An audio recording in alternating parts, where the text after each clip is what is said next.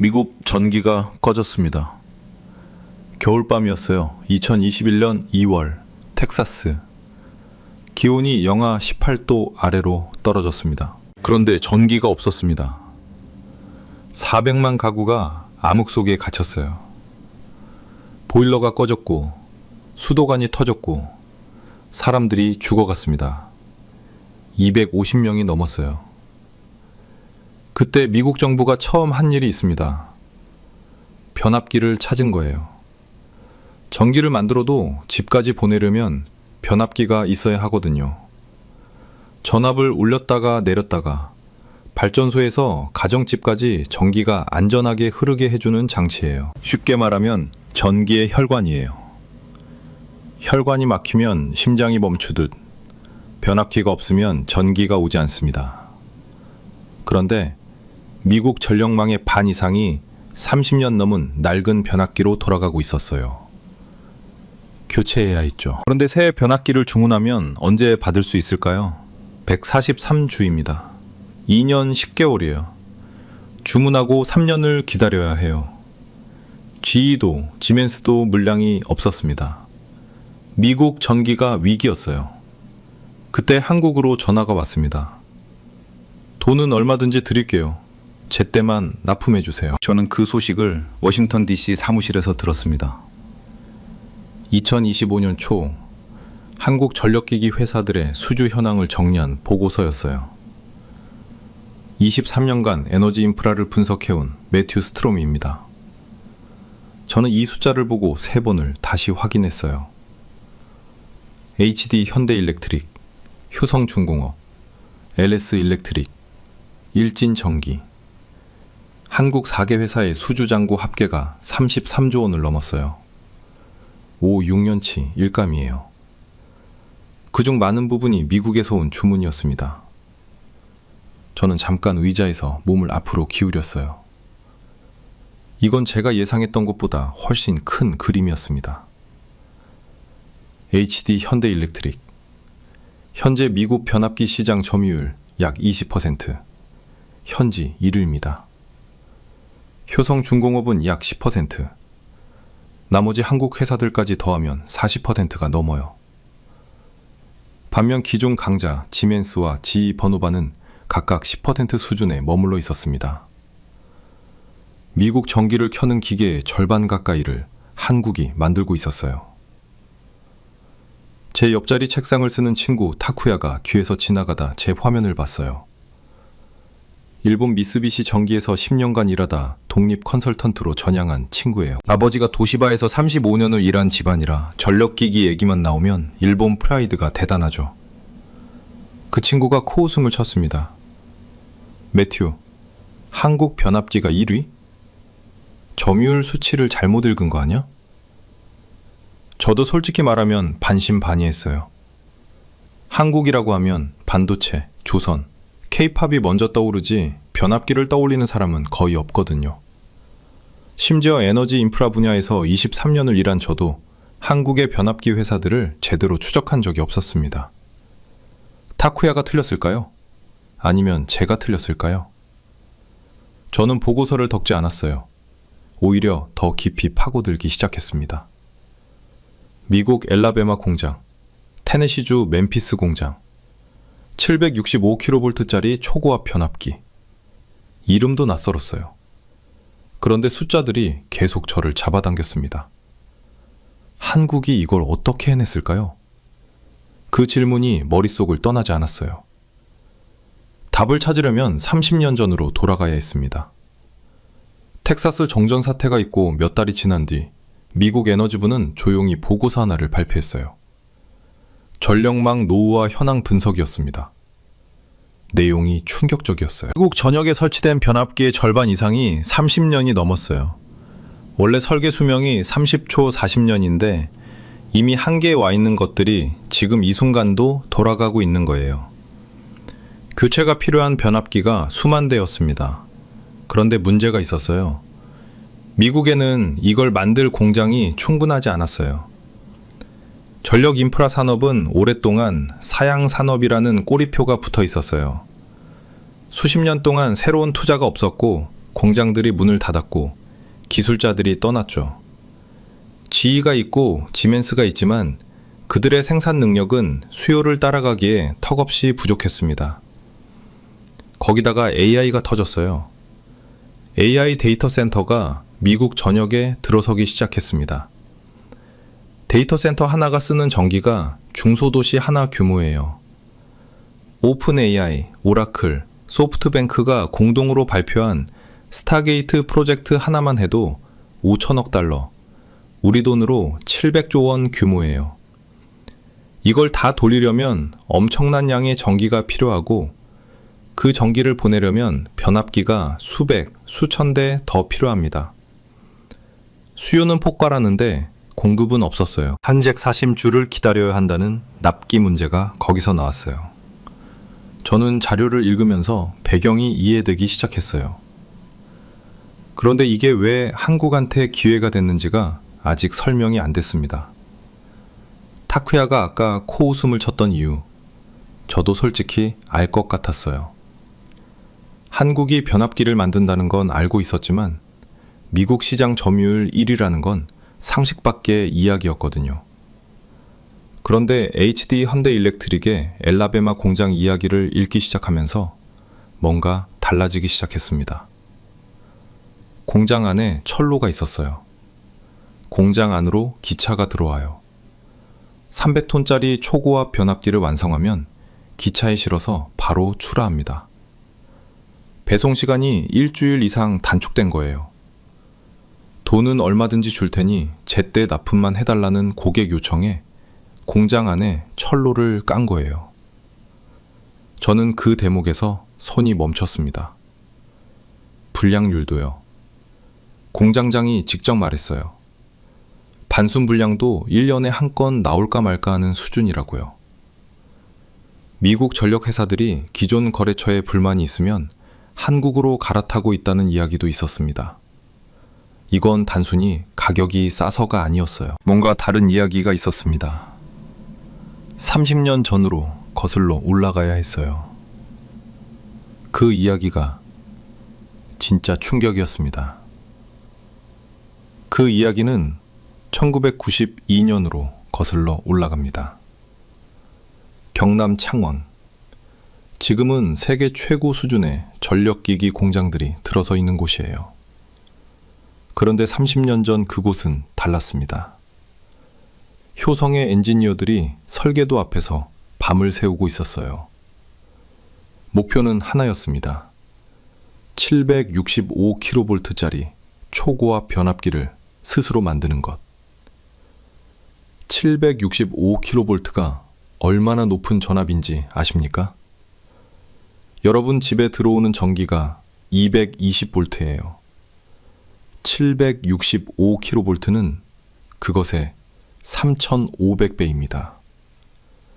이 전압에 사람이 1m 안에만 서도 공기 자체가 불꽃을 일으켜요.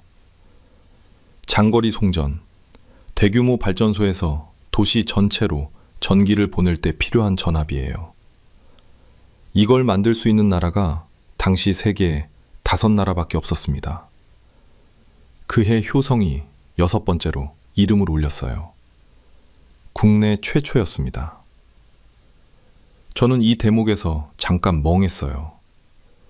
1992년이면 한국이 세계에서 경제적으로 막 떠오르던 시기예요. 반도체도 그렇고 조선도 그렇고. 그런데 변압기 분야에서도 같은 일이 조용히 벌어지고 있었던 거잖아요. 미국 시장에 이름도 없던 시절에 이미 기술의 씨앗이 뿌려지고 있었어요. 그날 저녁 타쿠야에게 영상통화를 걸었어요. 화면 뒤로 도쿄 야경이 보였습니다. 타쿠야, 1992년에 한국이 765kV 변압기를 독자 개발했다는 거 알고 있었어? 잠깐 침묵이 있었어요. 알고 있었어. 근데 그게 무슨 의미가 있어? 만드는 거랑 시장에서 팔리는 건 다른 얘기잖아. 당시 미국 전력 회사들이 한국 변압기를 쓸 리가 없었지. 신뢰가 없으니까. 틀린 말이 아니었어요. 기술을 만드는 것과 신뢰를 쌓는 건 완전히 다른 문제예요. 미국 전력회사들은 굉장히 보수적입니다. 한번 대정전이 나면 수백만 명이 피해를 보거든요. 새로운 공급업체로 갈아탄다는 건 거의 기적에 가까운 일이에요. 그러면 한국은 어떻게 그 벽을 넘었을까요? 저는 HD 현대일렉트릭의 미국 진출 역사를 찾기 시작했어요. 2010년대 초였습니다. 미국 엘라베마에 조용히 공장을 세웠어요. 처음엔 아무도 주목하지 않았어요. 대형 전력 회사들은 여전히 GE, 지멘스, ABB를 쓰고 있었습니다. 그런데 한국 엔지니어들이 한 가지에 집착했어요. 납기와 불량률이었습니다. 변압기는 손으로 만들어요. 99%가 수작업이에요. 거대한 철심에 구리선을 정밀하게 감아야 하는데 이게 기계로 완전히 대체되지 않습니다. 사람의 손과 눈이 필요해요. HD 현대일렉트릭은 한국식 도제 교육을 미국 현지인들에게 이식했어요. 신입 직원 급여를 지역 평균보다 30% 이상 높은 시간당 $20를 줬어요. 좋은 사람을 잡기 위해서였죠. 그렇게 키운 인력으로 불량률을 극한까지 낮췄습니다. 타쿠야가 다음날 문자를 보내왔어요. 어제 네가 말한 거 조금 찾아봤어. 그런데 불량률 얘기는 진짜야? 1년에 한 건? 공장장이 직접 한 말이야. 답장이 한참 많았어요. 저는 그 사이 다른 숫자를 보고 있었습니다. 2010년대 초 HD 현대일렉트릭이 미국에 처음 들어갔을 때 점유율은 거의 0에 가까웠어요. 그런데 15년이 지난 지금 약 20%로 현지 1위입니다. GE와 지멘스가 각각 10% 수준에 머물러 있는 사이예요. 15년 동안 무슨 일이 있었던 걸까요? 효성도 비슷한 길을 걸었습니다. 테네시주 멤피스에 공장을 세웠어요. 이 공장이 특별한 이유가 있었어요. 미국 내에서 765kV급 초고압 변압기를 실제로 생산할 수 있는 유일한 곳이었거든요. 1992년 창원에서 쌓은 기술이 30년 뒤 미국 땅에서 꽃을 피운 거예요. 그런데 저는 여기서 이상한 점을 발견했습니다. 한국이 이렇게 오랫동안 준비해 왔다면 왜 세상은 이걸 몰랐을까요? 타쿠야가 답장을 보냈어요. 사실 일본 업계에서는 한국 전력기기 회사들을 오래전부터 알고 있었어. 그런데 우리가 방심했던 거야. 변압기 시장이 워낙 보수적이고 느리게 움직이다 보니까 설마 한국이 이 시장에서 1위가 될 거라고는 생각하지 못했지. 저는 그 문자를 읽으면서 뭔가 중요한 힌트를 잡은 느낌이 들었어요. 느리게 움직이는 시장, 30년을 준비한 나라, 그리고 갑자기 터진 AI 수요와 노후와 위기. 이 세 가지가 만나는 지점이 있었습니다. 그런데 아직 가장 중요한 질문이 남아 있었어요. 한국이 기술을 가지고 있다고 해도 미국의 보수적인 전력 회사들이 왜 한국으로 갈아탔을까요? 신뢰는 하루아침에 생기지 않아요. 그 신뢰가 어디서 왔는지 진짜 이유가 따로 있었습니다. 워싱턴 DC 에너지부 청문회장 2023년 가을이었습니다. 의원들이 전력회사 관계자들을 앞에 세워놓고 추궁하고 있었어요. 텍사스 정전 이후 전력망 현대화 예산을 집행했는데 정작 변압기를 구할 수가 없다는 거였습니다. 주문을 넣어도 104집 함주를 기다려야 하니 프로젝트 일정 자체가 변압기 납기에 맞춰 조정되는 웃지 못할 상황이 벌어지고 있었어요. 한 의원이 물었습니다. 왜 미국은 스스로 변압기를 만들지 못합니까? 전력회사 관계자가 답했어요. 만들 수 있는 기업이 없습니다. 생산 능력이 수요를 따라가지 못하고 있어요. 저는 그 청문회 속기록을 읽으면서 등줄기에 식은땀이 흘렀습니다. 세계 최강 미국의 전기 인프라가 이 정도로 취약했던 거예요. 발전소에서 전기를 아무리 많이 만들어도 변압지가 없으면 집까지 보낼 수가 없어요. 혈관이 막힌 거예요. 그리고 바로 거기서 한국으로 전화가 쏟아지기 시작했습니다. 그런데 저는 이 지점에서 멈췄어요. 뭔가 이상했거든요. 미국 전력 회사들이 보수적이라는 건 업계에서 모르는 사람이 없어요. 새로운 공급업체로 바꾸는 데만 수년이 걸리는 곳들이에요. 검증 절차가 어마어마합니다. 설계 문서, 공장 실사, 시험 성적서, 납품 이력. 이걸 다 통과해야 해요. 그러면 한국 회사들은 이 관문을 어떻게 뚫었을까요? 엘라베마 공장 이야기를 더 파고들었어요.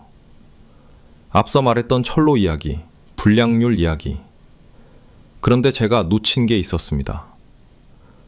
HD 현대일렉트릭이 미국에 처음 들어간 건 2010년대 초였는데 처음부터 대형 고객을 노리지 않았어요. 작은 지역 전력 회사들부터 시작했습니다. 납기를 지켰어요. 불량이 없었어요. 그 평판이 쌓이는데 10년이 걸렸어요. 그러다 AI 수요와 노후화 위기가 동시에 터지면서 그 10년치 신뢰가 한꺼번에 폭발한 거예요. 타쿠야에게 이 이야기를 전했더니 처음으로 말이 없었습니다. 저는 거기서 멈추지 않았어요. 765kV 변압기 이야기를 더 찾아봤거든요. 이 변압기가 왜 특별한지 설명하려면 숫자가 필요해요. 대당 가격이 70억 원에서 140억 원 수준입니다. 우리 돈으로 아파트 수십 채 값이에요. 그런데 이걸 만들 수 있는 회사가 전 세계에 5손가락 안에 들어요. 진입 장벽이 그만큼 높다는 거죠. 효성 멤피스 공장. 미국 내에서 이걸 직접 생산하는 유일한 곳입니다. 멤피스 공장 내부를 묘사한 자료를 읽으면서 머릿속에 그림이 그려졌어요. 공장 바닥에 거대한 철심이 누워 있어요. 성인 남자 키의 2배가 넘는 높이예요. 그 주변의 엔지니어들이 구리선을 정밀하게 감아 올라갑니다. 하루에 몇 밀리미터씩이에요. 한 대를 완성하는데 수개월이 걸리죠. 공장 안 온도가 관리되고 절연유가 채워지고 고압 테스트를 거쳐요. 어떤 사람이 1m 안에 서면 공기가 불꽃을 일으키는 전압을 견뎌야 하는 장치니까요. 이 공정을 미국 땅에서 할 수 있는 곳이 효성 하나였습니다. 타쿠야가 전화를 걸어왔어요. 이번엔 문자가 아니었어요. 매튜, 나 솔직히 말할게. 나는 아직도 이게 거품이라고 생각해. AI 수요가 꺾이면 어떻게 돼? 미국 정부가 관세를 더 올리면? 그때도 한국 회사들이 버틸 수 있을까? 목소리에 힘이 실려 있었어요. 지는 게 싫은 거 알지만 타쿠야의 지적이 틀린 건 아니었어요. 실제로 트럼프 2개 정부가 변압기 관련 관세를 올렸습니다. 수입산 철광과 알루미늄에 고관세가 붙으면서 변압기 부품 비용이 올라갔어요. 효성중공업은 2025년 3분기에 관세 비용 100억 원을 일회성 비용으로 처리했어요. 분명한 부담이었죠. 그건 맞아, 타쿠야. 관세는 진짜 변수야. 저는 인정했습니다. 데이터 앞에서 거짓말할 이유가 없었거든요. 그런데 봐. 효성이 그 100억 원 관세 부담을 안고도 3분기의 이익률이 17.1%였어. 사상 최대 마진율이에요. 어떻게 그게 가능했을까? 타쿠야가 잠깐 침묵했어요. 그건 나도 모르겠네. 저도 처음에 몰랐어요. 그런데 답이 있었습니다. 수요가 공급을 압도하는 시장. 쉽게 말해서 팔겠다는 쪽이 을이 아니라 갑이 된 시장이었어요. 한국 회사들이 새로운 주문 단가를 올려서 받을 수 있었던 거예요. 관세 부담을 가격에 얹은 거죠. 그걸 가능하게 한 건 대체제가 없었기 때문이었어요. 그런데 여기서 진짜 질문이 생겼습니다. 관세는 지금 당장의 문제예요. 미국 정부 입장에서 전력망이 무너지면 그게 더 큰 재앙이거든요. 그래서 실제로 어떤 일이 벌어지고 있었냐면 미국 내 현지 공장에서 만든 제품은 관세 부담이 없거나 훨씬 작아요. HD 현대와 효성, LS는 이미 미국에 공장을 두고 있었고 거기서 나오는 제품은 관세 영향이 최소화됩니다. 타쿠야의 반론이 한 겹씩 벗겨지고 있었어요. 그런데 그가 마지막으로 한 말이 머릿속에서 지워지지 않았어요. 그래도 결국 미국이 자국 생산을 늘리면 한국은 밀려나는 거 아니야? 저는 그 질문에 바로 답할 수가 없었습니다. 왜냐하면 그게 진짜 핵심이었거든요. 미국이 직접 만들기 시작하면 어떻게 될까요? 그 질문의 답을 찾으러 가봤더니 예상치 못한 장면이 기다리고 있었습니다. 멤피스. 테네시강이 흐르는 도시예요. 재즈와 블루스의 고향으로 유명하죠. 엘비스 프레슬리가 태어난 곳이기도 해요. 그런데 지금 이 도시에 전혀 어울리지 않는 풍경이 하나 있습니다. 공장 굴뚝 옆으로 거대한 쇳덩이들이 줄지어 서 있어요. 높이가 7m, 무게가 300톤. 완성된 765kV 초고압 변압기들이 출하를 기다리고 있었습니다. 효성 멤피스 공장 내부를 담은 영상 자료를 처음 봤을 때 저는 화면에서 눈을 뗄 수가 없었어요. 공장 바닥에 거대한 철심이 층층이 쌓여 있습니다. 방향성 전기 강판이에요. 특수 합금 강판을 수천 장 겹쳐서 자기장 손실을 최소화하는 거예요. 쉽게 말하면 전기가 지나갈 때 열로 낭비되는 에너지를 줄이는 핵심 재료입니다. 이걸 정해진 각도로 정확히 잘라서 쌓는 데만 수십 명의 숙련공이 달라붙어요. 기계가 하는 게 아니에요. 손이 하는 거예요. 그 위에 구리선을 감아요. 수백 킬로미터 분량이에요. 0.1mm의 오차도 허용되지 않아요. 감는 속도가 하루에 몇 층씩이에요. 서두르면 절연이 깨집니다. 깨지면 처음부터 다시예요. 그렇게 수개월이 지나야 한 대가 완성돼요. 완성된 변압기에는 특수 절연유가 채워집니다. 내부 수분을 완전히 제거하는 기상 건조 공정을 거쳐요. 이 공정이 끝나면 고압 테스트를 합니다. 실제 765kV 전압을 걸어서 견디는지 확인하는 거예요. 이 테스트 중에 변압기 주변 1m 안에는 아무도 들어갈 수 없어요. 공기 자체가 불꽃을 일으킬 수 있거든요. 테스트를 통과한 것만 출하됩니다. 이걸 미국 내에서 할 수 있는 곳이 효성 멤피스 하나예요. 저는 그 사실을 새삼스럽게 다시 생각했어요. 미국은 세계 최강 제조업 국가예요.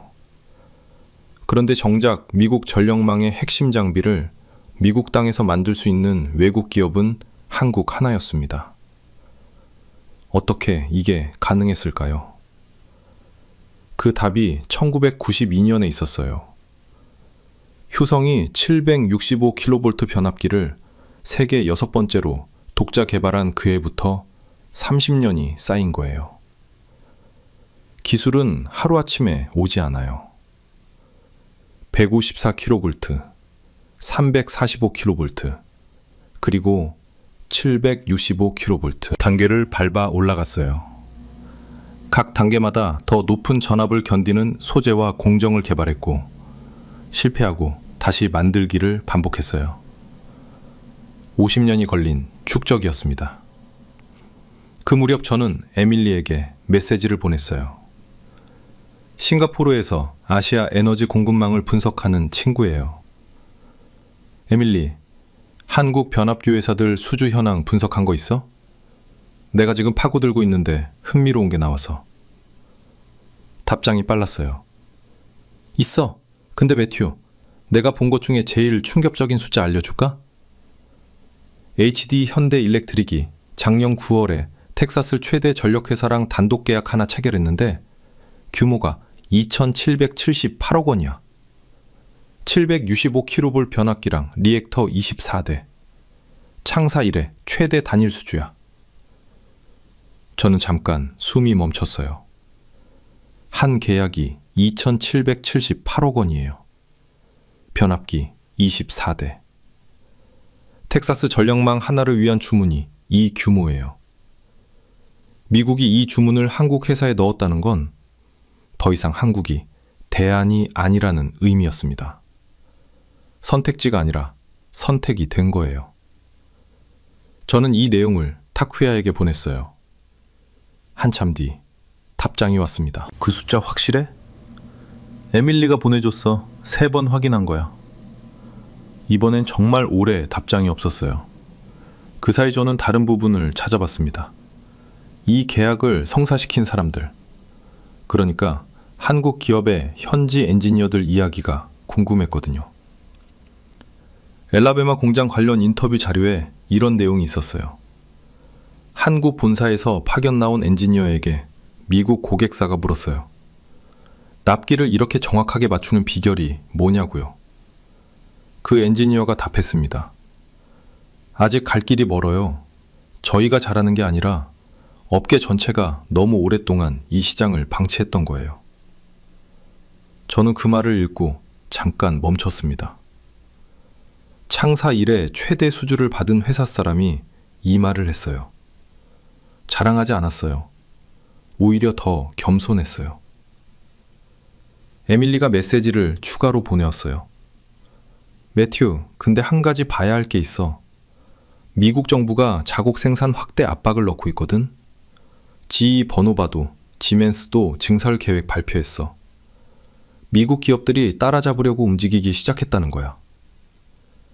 저는 그 메시지를 읽고 의자에 등을 기댔어요. 타쿠야가 처음 제기했던 질문이 다시 떠올랐습니다. 미국이 직접 만들기 시작하면 한국은 밀려나는 거 아니냐고. 그게 단순한 반박이 아니었어요. 진짜 질문이었습니다. GE와 지멘스가 움직이기 시작했어요. 미국 정부의 지원도 예상됐었고요. 이 흐름이 한국한테 어떤 의미인지 저는 아직 답을 내리지 못하고 있었습니다. 그런데 에밀리가 마지막으로 한 문장을 더 보냈어요. 근데 변압기 공장 새로 짓는데 최소 3, 4년이야. 그리고 송영공 키우는데 또 10년이고. 저는 그 문장을 읽고 나서야 뭔가 윤곽이 잡히기 시작했어요. 이건 단순한 시장 경쟁이 아니었습니다. 시간의 싸움이었어요. 그 싸움에서 한국이 얼마나 앞서 있는지 숫자들이 말하기 시작했습니다. 휴스턴, 텍사스 남부의 거대한 도시예요. 매년 봄 여기서 세계 최대 에너지 컨퍼런스가 열립니다. 세라위키예요. 석유회사, 전력회사, 에너지 장비 기업들이 전 세계에서 몰려들어요. 저도 매년 참석하는 행사인데 올해는 분위기가 달랐습니다. 전력기기 부스 쪽이 유독 북적였어요. 에밀리를 거기서 만났습니다. 메시지로만 주고받다가 오랜만에 직접 얼굴을 봤어요. 에밀리가 한국 전력기기 회사 부스 앞에 서 있었습니다. HD 현대일렉트릭, 효성중공업, LS일렉트릭 세 부스가 나란히 있었어요. 매튜, 저기 봐. 에밀리가 턱으로 가리킨 곳에 미국 전력회사 관계자들이 줄지어 서 있었어요. 명함을 교환하고 카탈로그를 받아들고 담당자와 이야기를 나누고 있었습니다. 몇몇은 계약서 초안을 들고 있는 것처럼 보였어요.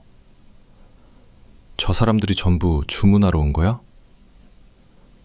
에밀리가 고개를 끄덕였어요. 공급자 우위 시장이 된 거야. 예전엔 전력 회사들이 갑이었는데 지금은 한국 회사들이 갑이야. 물량이 없으니까. 저는 그 장면을 멍하니 바라봤어요. 가슴이 뛰었습니다. 23년을 에너지 인프라 분야에서 일하면서 이런 장면은 처음이었어요. 미국 전력 회사들이 한국 부스 앞에서 기다리고 있었어요. 에밀리가 숫자를 꺼냈습니다. 매튜, 내가 정리한 거야. 한국 4개 회사 수주장구 합계 2025년 3분기 기준.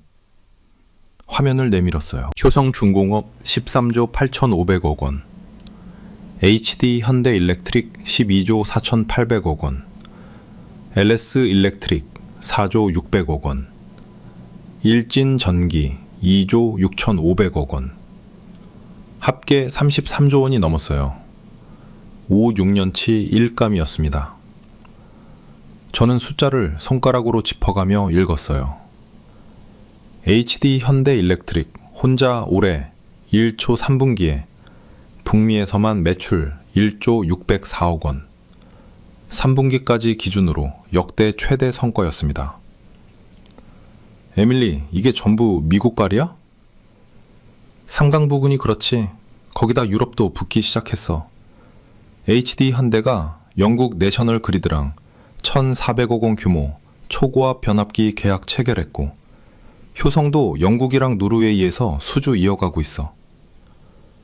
미국에서 시작된 불이 유럽으로 번지고 있었어요. EU가 2040년까지 송전망에만 4,770억 유로, 배전망에 7,300억 유로를 투자한다는 계획을 발표한 상태였거든요. 유럽도 전력망이 낡았고 재생에너지를 연결하려면 새로운 인프라가 필요했어요. 수요가 대서양 양쪽에서 동시에 터지고 있었습니다. 저는 부스 옆 카페 자리에 에밀리와 앉았어요. 커피를 주문하고 화면을 다시 봤습니다. 에밀리, 타쿠야가 계속 이게 거품이라고 해. AI 수요가 꺾이거나 미국이 직접 생산 늘리면 한국이 밀려난다고. 에밀리가 잠깐 생각하는 눈빛을 했어요. 그 질문에 답하려면 변압기 공장을 새로 짓는데 얼마나 걸리는지 알아야 해. 부지 선정, 설계, 허가, 건설, 장비 설치. 빠르면 3년, 보통 4년이야. 거기다 숙련공을 키우는데 또 10년이 걸려. 그 10년 동안 한국은 멈춰 있지 않거든. 저는 커피잔을 내려놓았어요. 움직이는 목표물은 못 잡는다는 거네. 정확해. HD 현대가 지금 엘라바마 공장 증설 중이야. 3천억 원 추가 투입해서 2028년까지 연간 생산량 30초 50% 늘려. 효성도 멤피스 공장 2배 확장 중이고, 지금 이 순간에도 한국은 앞으로 달리고 있어. 미국 시장 규모 자료도 나왔습니다. 2025년 기준 122억 달러, 2034년 257억 달러로 성장 전망이에요. 10년 안에 2배가 넘는 시장이에요. 그 시장에서 한국이 지금 40%를 가져가고 있었습니다. 저는 그 숫자를 타쿠야에게 문자로 보냈어요. 컨퍼런스 현장에서 찍은 한국 부스 사진도 함께요. 답장이 생각보다 빨리 왔습니다. 한국 부스 앞에 미국 사람들이 저렇게 많아? 내가 지금 여기 있어. 이번엔 꽤 오래 침묵이 있었어요. 그러다가 짧게 왔습니다. 그 숫자들 과장 아니야? 저는 에밀리를 봤어요. 3번 확인한 거야? 에밀리가 고개를 끄덕였어요. 각 4분기 보고서 직접 봤어. 금융감독원 전자공시 기준이야. 과장 없어. 저는 타쿠야에게 그대로 전달했습니다. 답장이 없었어요. 오래도록. 에밀리가 커피를 홀짝이며 말했습니다. 근데 매튜, 한 가지 더 있어. 내가 아직 말 안 한 게. 저는 몸을 앞으로 기울였어요. 뭔데? 한국 전력기기 회사들이 변압기에서 멈추지 않고 있어. GIS, HBDC, ESS. 차세대 전력망 장비로 포트폴리오를 넓히고 있거든. HD 현대가 유럽에서 친환경 절연가스 적용한 차단기 수주했고, 효성도 HBDC 쪽으로 가고 있어. 변압기 수요가 꺾여도 그 다음 시장을 이미 보고 있는 거야. 저는 그 말을 듣고 잠깐 말을 잇지 못했어요. 변압기가 끝이 아니었어요. 한국은 다음 판을 이미 깔고 있었습니다. 그것도 조용히.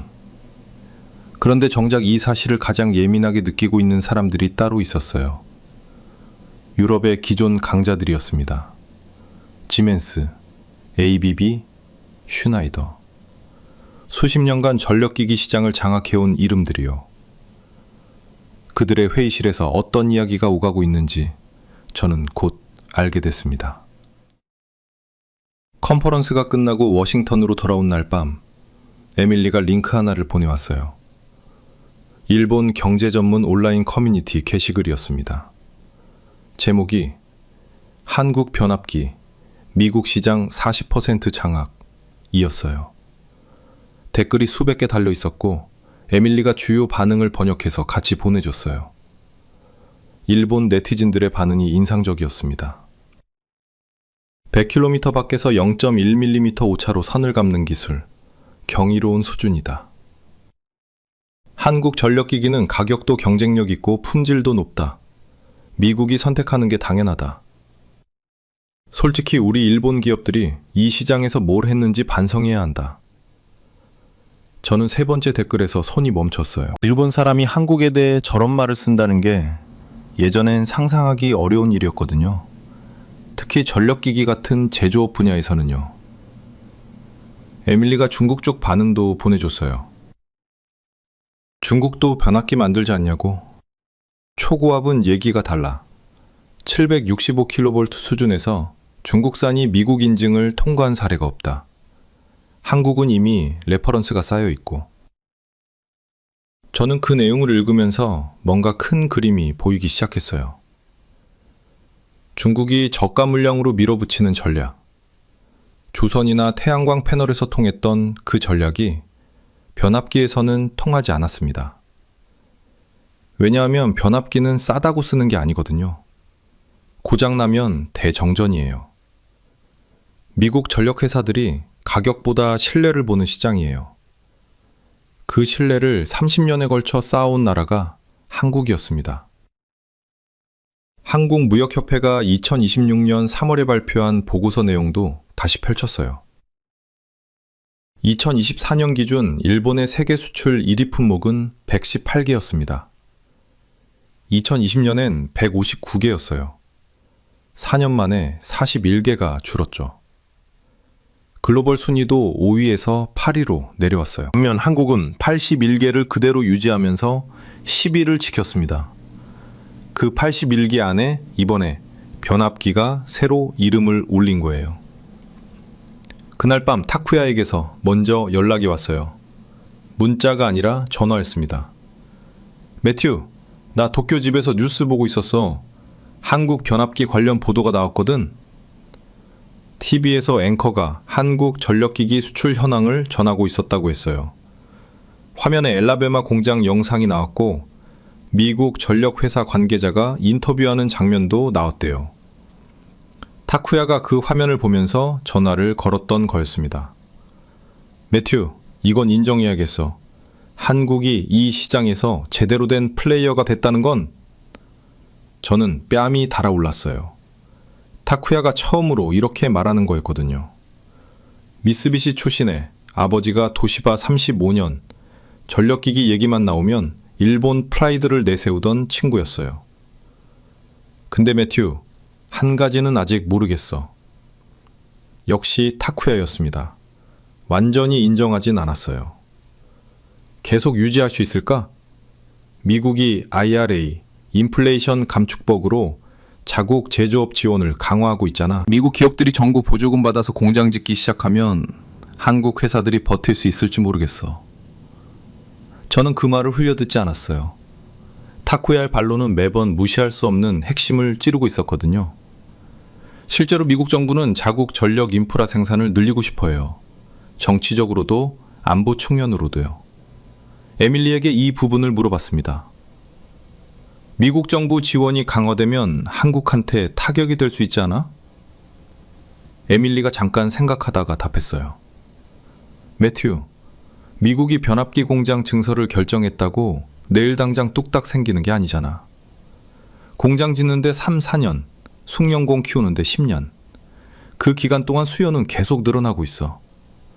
그리고 한국 회사들은 이미 미국 땅에 공장을 갖고 있어. IIA 혜택도 미국 내 생산이니까 받을 수 있는 구조야. 생각보다 미국 정책이 한국에 불리하지 않을 수 있어. 저는 그제야 그림이 선명해졌어요. 한국 기업들이 미국에 현지 공장을 세운 건 단순히 납기 때문만이 아니었어요. 관세 부담을 피하고 현지 고용을 만들고 정책적 혜택까지 가져가는 다층 전략이었던 거예요. 그런데 이 모든 이야기에서 가장 조용한 쪽이 있었습니다. 지멘스였어요. ABB였고 유럽의 기존 강자들이었어요. 세계 전력기기 시장을 수십 년간 주도해온 이름들이요. 그들은 어디서 뭘 하고 있었을까요? 저는 그 답을 찾으러 뮌헨으로 눈을 돌렸습니다. 지멘스 본사가 있는 도시예요. 그리고 그곳에서 벌어지고 있던 일이 타쿠야도 저도 예상하지 못했던 장면이었습니다. 뮌헨, 독일 남부의 도시예요. 맥주 축제로 유명하지만 지멘스 본사가 있는 곳이기도 합니다. 세계 전력기기 역사에서 지멘스는 빼놓을 수 없는 이름이에요. 100년이 넘는 역사를 가진 회사예요. 유럽 전력망의 상당 부분을 지멘스가 만들었다고 해도 과언이 아닙니다. 그 지멘스가 2025년 하반기에 긴급 내부 검토 보고서를 작성했다는 소식이 업계에 흘러나왔어요. 내용은 북미 초고압 변압기 시장 경쟁력 분석이었습니다. 결론이 어땠을지는 공개된 숫자들이 말해주고 있었어요. 지멘스와 GE 버노바. 미국 변압기 시장에서 각각 10% 수준이에요. 합쳐서 20%예요. 한국 빅4가 40%를 넘기는 동안 기존 강자 두 곳이 합쳐도 그 절반이었습니다. 왜 이렇게 됐을까요? 저는 업계 관계자들의 인터뷰 자료를 뒤졌어요. 공통적으로 나온 이야기가 있었습니다. 지멘스와 GE는 오랫동안 변압기 사업을 전략적 핵심이 아닌 주변 사업으로 취급했어요. 디지털화, 소프트웨어, 친환경 에너지로 무게중심을 옮기는 동안 변압기 생산 능력 확대에 투자를 아꼈습니다. 수요가 폭발하기 시작했을 때 공장은 이미 한계에 차 있었어요. 반면 한국은 달랐어요. 효성은 멤피스 공장 증설에 2,300억 원을 투입했어요. HD 현대는 엘라베마에 3,000억 원을 넣기로 했죠. 수요가 터지기 전부터 투자를 이어온 결과가 지금의 격차였습니다. 지멘스 내부 관계자의 말이 업계 매체에 익명으로 실렸어요. 한국 업체들이 이렇게 빨리 점유율을 가져갈 줄은 몰랐다. 솔직히 우리가 방심했다. 저는 그 문장을 읽고 잠깐 창밖을 바라봤어요. 100년 역사의 지멘스가 방심이라는 단어를 쓰고 있었습니다. 그날 저녁 타쿠야가 도쿄에서 영상통화를 걸어왔어요. 화면 뒤로 도쿄타워 불빛이 보였습니다. 표정이 달랐어요. 전보다 가라앉아 있었거든요. 매튜, 나 오늘 옛날 미쓰비시 선배한테 연락이 왔어. 일본 전력기기 업계 현황 이야기를 했는데 어떻대? 일본 입장에서 솔직히 답이 없다고 해. 765kV 변압기 분야에서 미국 시장 공략을 하려면 현지 공장이 있어야 하는데 우리는 그게 없어. 새로 짓는다? 최소 4년이야. 그 4년 동안 한국은 더 앞서 나가잖아. 저는 의자에서 몸을 앞으로 기울였어요. 움직이는 목표물은 못 잡는다는 거네. 에밀리가 했던 말이야. 타쿠야가 한숨을 내쉬었어요. 그게 제일 뼈아픈 부분이야.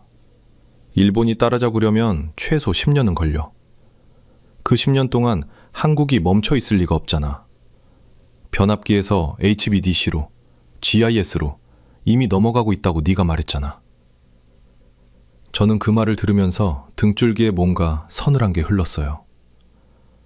타쿠야가 경쟁국 입장에서 스스로 그 답을 내놓고 있었던 거예요. 처음부터 한국이 뭘 할 수 있겠어 라고 했던 사람이요. 에밀리가 보내온 추가 자료가 하나 더 있었습니다. 저는 이걸 보고 한참 말을 잃었어요. 미국 변압기 시장 규모 전망이었어요. 2025년 122억 달러, 2034년 257억 달러. 10년 안에 2배가 넘어요. 그런데 여기서 끝이 아니었습니다. 세계 전체 변압기 시장은 2031년에 1000억 달러 규모로 성장할 것으로 전망됐어요. 약 130조 원이에요. 그 시장에서 한국이 지금 이 순간 가장 공격적으로 움직이고 있었습니다. 타쿠야가 다시 물었어요. 근데 매튜, 중국은 어때? 중국이 물량으로 밀어붙이면 결국 따라오는 거 아니야? 저는 에밀리가 정리해준 내용을 떠올렸어요. 중국은 765kV 수준 초고압 변압기를 미국 시장에서 인증받은 사례가 없어. 그리고 미국이 중국산 전력기기를 전략 인프라에 쓸 리가 없어. 안보 문제거든. 중국은 이 시장이 처음부터 없는 거야. 타쿠야가 표정이 굳었어요. 그러면 유럽 기업들이 미국 정부 지원받아서 따라잡는 것? 공장 짓는데 4년, 숙련공 키우는데 10년, 그리고 765kV 변압기 제조 노하우는 50년이야. 1992년에 효성이 독자 개발하고 30년 넘게 축적한 거랑 같은 선에서 시작할 수가 없어. 기계를 사다 놓는다고 되는 게 아니거든. 사람이 하는 일이야. 전화기 넘어 침묵이 길었어요. 그 침묵이 말해주는 게 있었습니다. 타쿠야는 처음부터 지금까지 한국을 의심하고 반박하고 견제했어요. 그런데 지금 이 순간만큼은 반박할 말이 없었어요. 숫자가, 현장이, 역사가 전부 같은 방향을 가리키고 있었거든요. 저는 화면을 닫고 자료들을 다시 펼쳤어요. 한국 수출 1위 품목 81개, 5년 연속 세계 10위. 그 목록에 이제 변압기가 있습니다. 반도체도 아니고 조선도 아니고 아무도 주목하지 않았던 묵직한 쇳덩이가요. 그런데 저는 이 모든 숫자를 보면서 한 가지 질문이 머릿속을 떠나지 않았습니다. 이게 단순한 산업 성공 이야기일까요? 아니면 그 이상의 의미가 있는 걸까요? 30년이라는 시간이 어떤 나라를 어떻게 바꿀 수 있는지 그 진짜 의미를 되새겨 봐야 했습니다. 30년이라는 숫자를 저는 오래 생각했습니다. 어떤 나라가 30년 동안 한 분야에 집중하면 어떤 일이 벌어지는지 이번 취재를 하면서 처음으로 제대로 이해한 것 같아요. 반도체가 그랬고, 조선이 그랬고, 이제 변압기가 그랬습니다. 그런데 변압기는 앞에 두 사례와 다른 점이 있었어요. 세상이 주목하지 않는 동안 조용히 쌓았다는 거예요. 화려한 발표도 없었고 대단한 뉴스도 없었습니다. 창원 공장에서 밤을 새우는 엔지니어들이 있었을 뿐이에요. 저는 그 장면을 머릿속에 그렸습니다. 1992년 아무도 보지 않는 곳에서 세계 6번째 765kV 변압기를 만들어낸 사람들이요. 그때 미국 시장은 꿈도 꾸지 못했을 때예요. 그냥 기술을 쌓았어요. 왜냐고요? 언젠가는 필요할 거라고 믿었던 거겠죠. 그 믿음이 30년 뒤 엘라베마 공장에서 불꽃이 됐습니다. 저는 그 주 마지막 날 워싱턴 사무실에 혼자 남아 있었어요. 밖엔 비가 내리고 있었습니다. 화면에는 숫자들이 가득했어요. 33조 원 수주 잔고, 40% 점유율, 세계 수출 1위, 81개 품목. 첫 83주 납기 문제를 해결하는 유일한 나라. 눈앞이 조금 흐려졌습니다. 23년을 에너지 인프라 분야에서 일했어요. 수백 개의 나라, 수천 개의 기업을 분석했습니다. 그런데 이런 경우는 처음이었어요. 아무도 예상하지 못한 분야에서, 아무도 알아채지 못하는 사이에 세상에서 가장 보수적인 시장을 가장 조용한 방식으로 바꿔버린 나라를요. 한국은 증명했습니다. 30년을 버티면 세상이 온다는 것을요. 그런데 제가 이 이야기에서 가장 인상 깊었던 건 숫자가 아니었어요. 텍사스 최대 전력회사와 2,778억 원짜리 계약을 맺은 HD 현대 일렉트릭 엔지니어가 한 말이었습니다. 창사 이래 최대 수주를 받고 나서 뭐라고 했는지 아십니까? 아직 갈 길이 멀어요. 그게 전부였어요. 자랑하지 않았습니다. 들뜨지 않았어요. 더 높은 곳을 보고 있었던 거예요. 저는 그 말 한마디가 30년 전부터 이어진 문화라는 걸 알았습니다. 자만하는 순간 무너진다는 걸 그 엔지니어들은 몸으로 알고 있었던 거예요. 저는 화면을 닫았어요. 그리고 보고서를 쓰기 시작했습니다. 처음 한 줄을 쓰는데 손이 멈췄어요. 어떤 문장으로 시작해야 할지 오래 생각했습니다. 결국 이렇게 썼어요. 한국은 새로운 기준을 만들었습니다. 전력기기 분야에서, 그것도 가장 보수적인 시장에서요. 이건 단순한 수출 성공 이야기가 아닙니다. 30년을 한 방향으로 걸어온 나라가 어떤 결과를 만들어내는지에 대한 이야기예요. 수백 개의 사례를 봤지만 이런 경우는 없었어요. 주목받지 않는 곳에서 이렇게 극적인 역전이 이루어진 경우는요. 한국처럼 조용하고 긴 호흡으로 시장을 바꾼 나라를 저는 아직 보지 못했습니다. 그리고 이건 끝이 아니에요. HVDC, GIS, 스마트 전력망. 한국은 이미 그 다음 판을 깔고 오고 있습니다. 변압기 시장이 흔들려도 한국은 다음 시장에서 다시 치고 올라올 거예요. 움직이는 목표물은 잡을 수 없으니까요. 저는 확신합니다. 이건 시작일 뿐이에요. 그런데 이야기를 마무리하기 전에 한 가지 더 말씀드릴 게 있어요. 6개월 뒤 이야기입니다. 가을이 됐을 때 저는 시카고 출장길에 타쿠야를 만났어요. 그가 먼저 연락을 해왔거든요. 미드웨스트 에너지 포럼이 시카고에서 열리는데 같이 가자고 했습니다. 저는 흔쾌히 승낙했어요. 포럼이 끝나고 저녁, 우리는 시카고 강변 근처 작은 바에 앉았어요. 타쿠야가 맥주를 훌짝이다가 한참 말이 없었습니다. 바 창밖으로 야경이 펼쳐져 있었어요. 매튜, 나 아버지한테 전화를 했어. 저는 그를 바라봤습니다. 도시바에서 35년 일하신 분 맞지? 한국 변압기 얘기를 했어. 아버지가 한참 침묵하시더니 이렇게 말씀하셨어. 타쿠야가 맥주잔을 테이블에 내려놓았어요. 솔직히 말하면 30년 전에 이미 알았어야 했다. 한국이 765kV를 독자 개발했을 때 우리가 더 긴장했어야 했는데 그걸 안일하게 봤던 거야. 데이터는 거짓말을 안 하더라. 저는 아무 말도 하지 않았어요.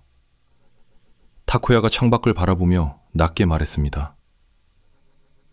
내가 처음에 한국 변압기 1위라는 말 들었을 때 코웃음 쳤잖아. 아버지도 나도 틀렸어. 밖에서 시카고 강바람이 창문을 두드리고 있었어요. 우리는 한참 말없이 앉아 있었습니다. 어떤 말도 필요 없었어요.